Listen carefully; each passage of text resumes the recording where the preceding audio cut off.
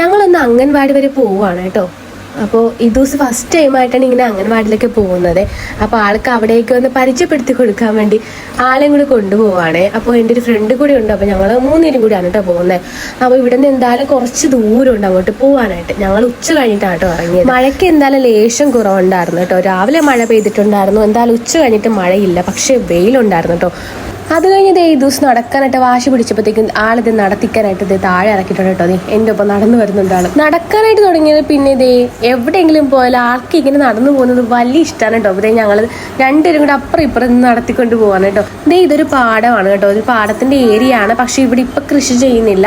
ഇപ്പം മഴയൊക്കെ വീണിട്ട് ഇവിടെ വെള്ളം മൊത്തമായിട്ട് വെള്ളം കയറിയൊക്കെ നിൽക്കുവാണ് കേട്ടോ. ഇവിടെ കൃഷിയൊക്കെ ചെയ്യുന്നതാണ്. അതിൻ്റെ ഈ പാടത്തിന് അടുത്തുള്ള വീട്ടുകാരൊക്കെ ഇവിടെ കൃഷിയൊക്കെ ചെയ്യും കേട്ടോ. ചീരയും അത് കൃഷി നല്ല ഭംഗിയാണ് കൃഷി ചെയ്യുന്ന സമയത്ത് ഇവിടെയൊക്കെ കാണാനായിട്ട്.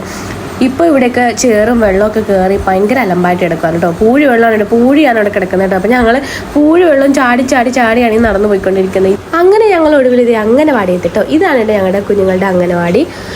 അത്യാവശ്യം സ്ഥലമൊക്കെ ഉണ്ട്. എന്നാലും ചെറിയൊരു കുഞ്ഞ് അംഗനവാടിയാണ് കേട്ടോ.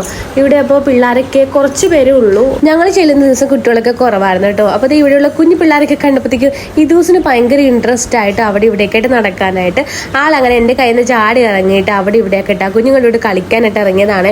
അപ്പോൾ അവിടെ ഇവിടെ ഡ്രോയിങ് ഒക്കെ വരച്ചിട്ടുണ്ടായിരുന്നു. അപ്പോൾ അതൊക്കെ ചൂണ്ടിക്കാണിച്ച് ഓരോന്നൊക്കെ പറയുന്നുണ്ട്. അങ്ങനെ അവിടുത്തെ പരിപാടിയൊക്കെ കഴിഞ്ഞ് ഞങ്ങളത് വീട്ടിലേക്ക് പോകാൻ വേണ്ടി പോകണം. വീട്ടിലേക്ക് പോകുന്നപ്പോഴത്തേക്കും ആളോട് ഞാൻ പറഞ്ഞു ടീച്ചർക്ക് ടാറ്റയൊക്കെ കൊടുക്കുമെന്ന് പറഞ്ഞപ്പോൾ ടീച്ചർക്ക് ടാറ്റയൊക്കെ കൊടുത്തു കേട്ടോ. അപ്പോൾ അതൊന്നും വീഡിയോ എടുക്കാനായിട്ട് പറ്റിയിട്ടുണ്ടായിരുന്നില്ല. അങ്ങനെ വടിയൊക്കെ കണ്ടപ്പോഴത്തേക്ക് ഈ ദിവസം ഭയങ്കര ഹാപ്പി ആയിട്ടോ. ഞങ്ങൾ അങ്ങനെ വീട്ടിലെത്തിയിട്ടുണ്ട്. അപ്പോൾ ഈ ദിവസം ടാറ്റ പറയാൻ വേണ്ടി നിങ്ങൾക്ക് വേണ്ടിയിട്ടുള്ള ടാറ്റ അവൾ തന്നുകൊണ്ടിരിക്കുക കേട്ടോ. അപ്പോൾ ഇന്നത്തെ ഇവിടെ ഇത്രയുള്ള ടാറ്റ.